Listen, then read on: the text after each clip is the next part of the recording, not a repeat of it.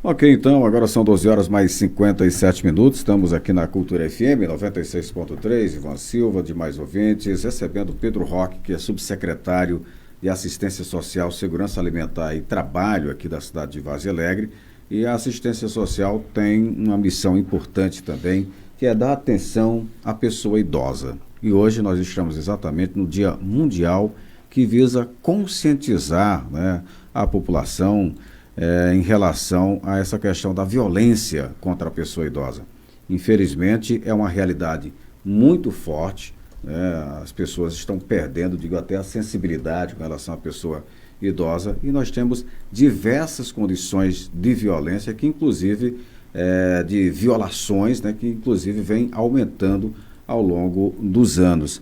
Bom, Pedro Roque, o nosso boa tarde, obrigado por estar aqui conosco. Qual é essa realidade de violações dos direitos da pessoa idosa em Varzea Alegre?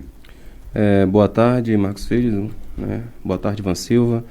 Gostaria de agradecer o convite da Rádio Cultura para estarmos aqui neste dia, né, de conscientização contra a violência em direção ao idoso.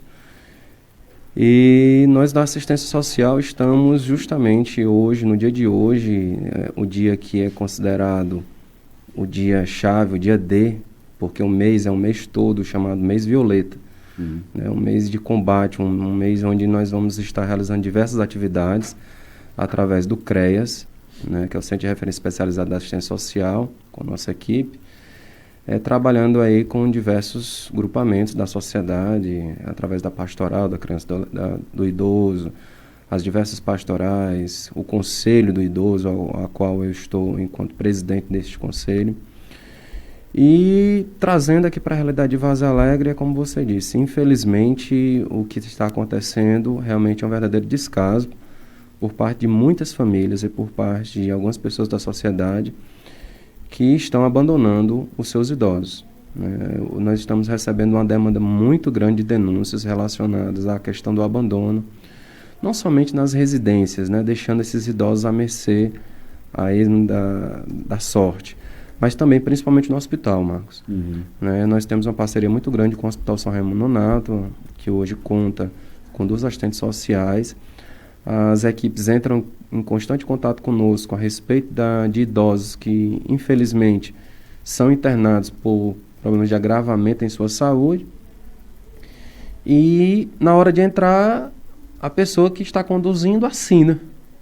Assina o termo de responsabilidade, né? Isso, para o paciente entrar. Mas, infelizmente, quando vê ali uma horinha que as portas estão abertas, ninguém está olhando, evadem do hospital e deixam o idoso lá.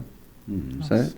Triste. Então, realmente é uma situação bastante complicada, né? Inclusive isso é crime, previsto no Estatuto do Idoso, né?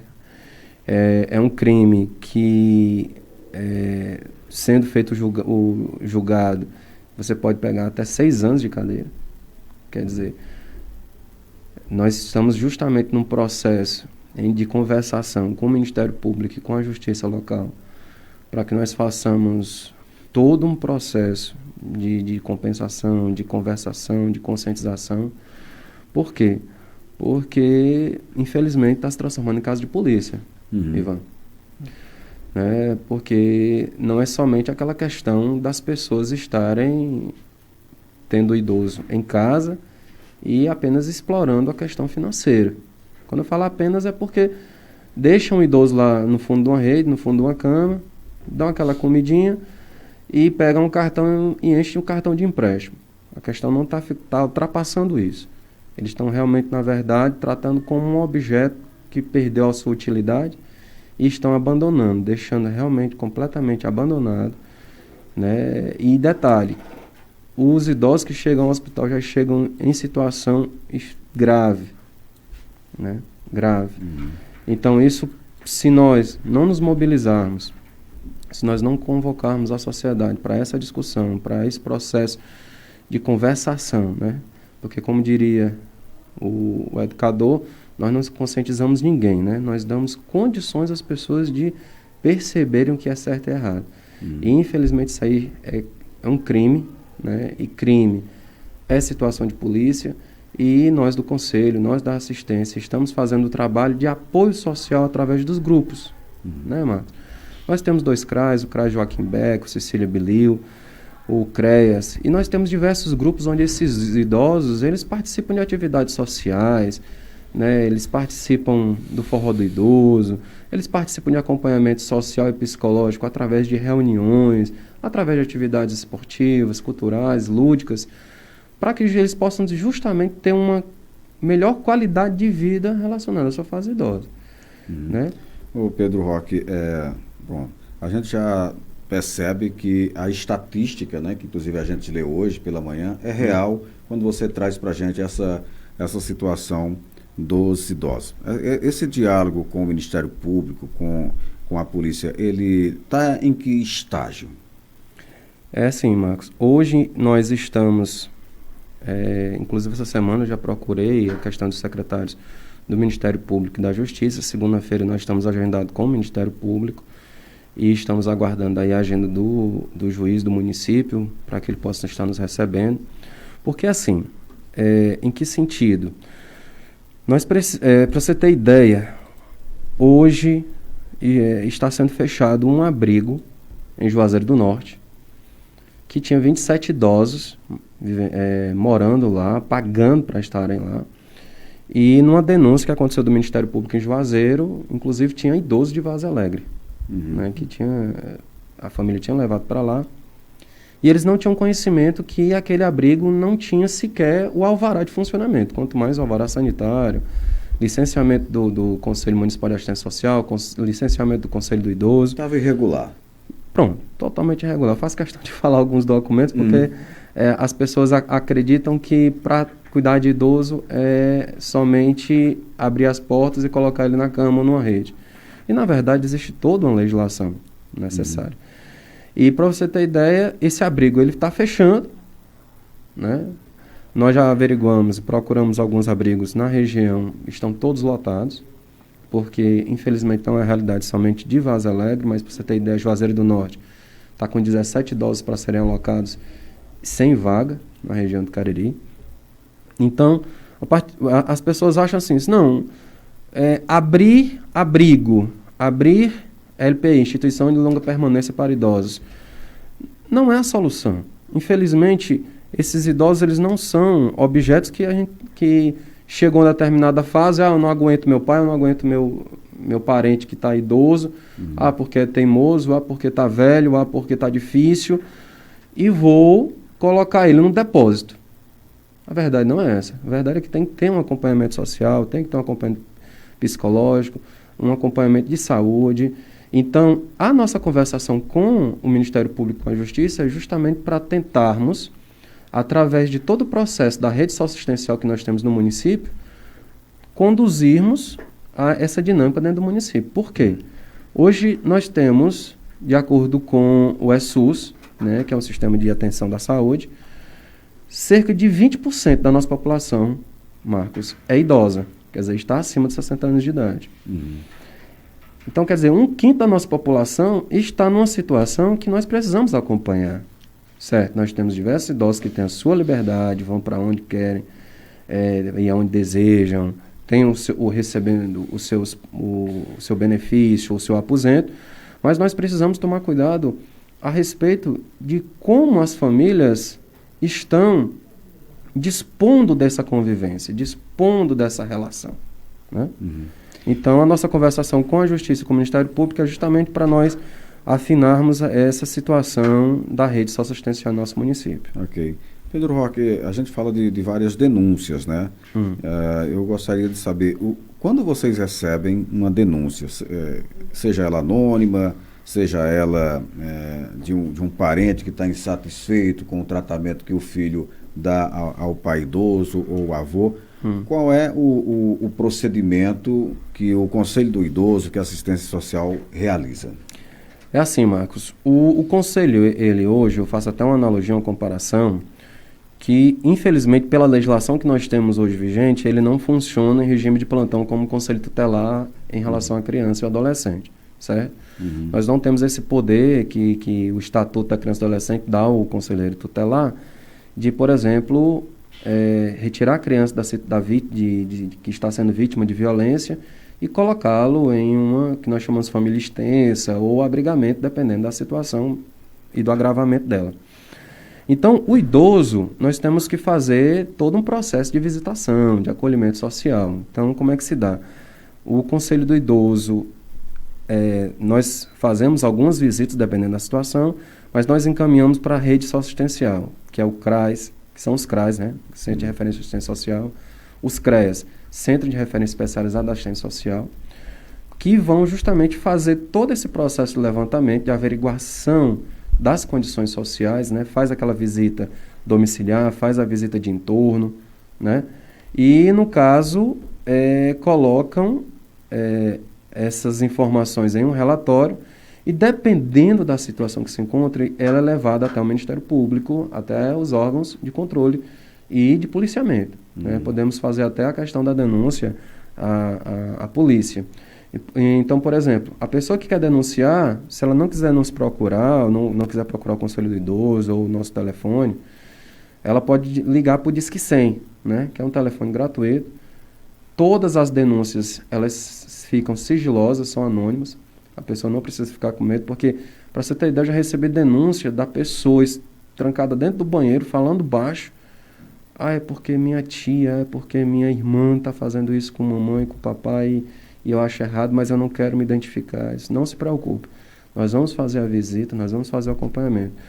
Mas a nossa limitação jurídica, Marcos, a nossa limitação física, como eu acabei de dizer, de abrigamento, de conduta, às vezes nos limita no atendimento. Né? De até sermos mal compreendidos. Não tiraram o idoso da casa. Eu ouvi a sua fala hoje pela manhã e realmente, às vezes, acontece de repente, a pessoa saber que foi denunciada e maquiar. Né? Chega lá, o idoso está arrumadinho, está cheirosinho, está organizado. Aqui está ok, né? E aí está ok. Então, aquela denúncia fica vazia. Mas não é que nós precisamos fazer papel de polícia, mas nós precisamos justamente que as pessoas denunciem, né, e deem características a quem nós podemos procurar, de que forma, para que nós possamos nos respaldar e também respaldar a denúncia que é feita ao Ministério Público e à polícia. Pronto. Esse trabalho ele é feito no município em geral, né? Porque tem um ouvinte aqui perguntando se é também feito na zona rural, nos distritos e nossa cidade, caso receba Isso, alguma... é feito na cidade de forma geral, viu? Porque assim, nós temos que compreender que estamos com uma demanda muito grande, né? Não somente de denúncia relacionada à violência contra idoso, mas contra a mulher, contra a criança, certo? Abandono. E nós temos diversos parceiros. Então, quando nós vamos fazer a visita, enquanto Conselho do Idoso, devido a várias demandas que nós estamos recebendo, às vezes, infelizmente, dependendo da situação, nós demoramos. Quais são as que mais são urgentes? Quando nós descobrimos que, por exemplo, aquele idoso está sendo vítima de violência física mesmo. Por exemplo, está sendo espancado. Quais são as violações mais comuns que vocês recebem de denúncia? A violência física, psicológica? E são as patrimoniais, né, que é a questão do uso do cartão. Pega-se o cartão e faz inúmeros empréstimos até aquele idoso não receber, bem dizer, quase nada no seu benefício ou no seu aposento. Infelizmente, nós tivemos aí a libertação do BPC, né? Eu vou usar aqui um termo bem popular, que é liberado para fazer empréstimo pelo BPC. Então, na verdade, não é nem liberado, é que já estava se fazendo e apenas... O sistema financeiro não segurou, né? Exatamente. Então, o que acontece? Essa é uma das principais, mas nós, infelizmente, temos, como eu já falei, a questão de violência psicológica, né? A questão da violência física, de realmente estar batendo, né? De estar machucando, de estar deixando aquele idoso sujo, sem comida, né? Então, isso aí faz com que o idoso, ele, em pouco tempo, acabe sendo vítima de doenças ocasionais, né? Principalmente de ascaris, de infecção urinária. E o que acontece? Quando ele se interna, quando já chega no hospital, já é numa situação bem precária e às vezes até próximo da questão do óbito. Pedro Roque, hoje vocês fizeram uma caminhada pelas ruas da cidade para chamar a atenção para essa data, né? Exatamente. Foi uma caminhada que foi abençoada por Deus desde o princípio, porque nós tivemos aí uma manhã com chuva, né, com chuvisco.